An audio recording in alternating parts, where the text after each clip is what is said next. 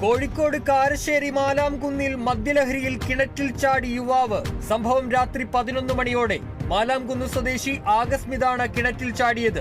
മുക്കം ഫയർഫോഴ്സും നാട്ടുകാരും ചേർന്ന് പുറത്തെത്തിച്ചു.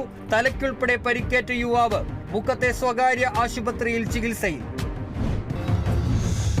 അഖിലേന്ത്യാ റാങ്കിംഗ് ടൂർണമെന്റിൽ സെമി ഫൈനലിലെത്തിയ എലീസ ദ്രോണയെയും all Kerala masters doubles badminton ടൂർണമെന്റിൽ റണ്ണേഴ്സായ രാജീവൻ റഷീദ് എന്നിവരെയും ആദരിച്ചു. ചുണ്ടങ്ങാപ്പൊയിൽ ചെന്താര ഷട്ടിൽസിന്റെ നേതൃത്വത്തിലായിരുന്നു അനുമോദന യോഗം. നിയമസഭാ സ്പീക്കർ എൻ ഷംസീർ ഉപഹാരങ്ങൾ നൽകി. Ernakulam Bengaluru special Vande Bharat എക്സ്പ്രസിന്റെ ticket booking തുടങ്ങി. ആരംഭിച്ചത് എറണാകുളത്ത് നിന്ന് ബംഗളൂരുവിലേക്കുള്ള ബുക്കിംഗ്. സർവീസ് ഈ മാസം 31 മുതൽ. കണ്ണൂരിൽ ഞായറാഴ്ചയുണ്ടായ ശക്തമായ കാറ്റിലും മഴയിലും വ്യാപക കൃഷിനാശം. വ്യാപകമായി നശിച്ചത് വെള്ളരിയാനം സ്വദേശി പ്രതീഷ് കുട്ടന്റെ വാഴകൃഷി. വാഴയ്ക്ക് പുറമെ ഇടവിളയായി കൃഷി ചെയ്ത മരച്ചീനിക്കും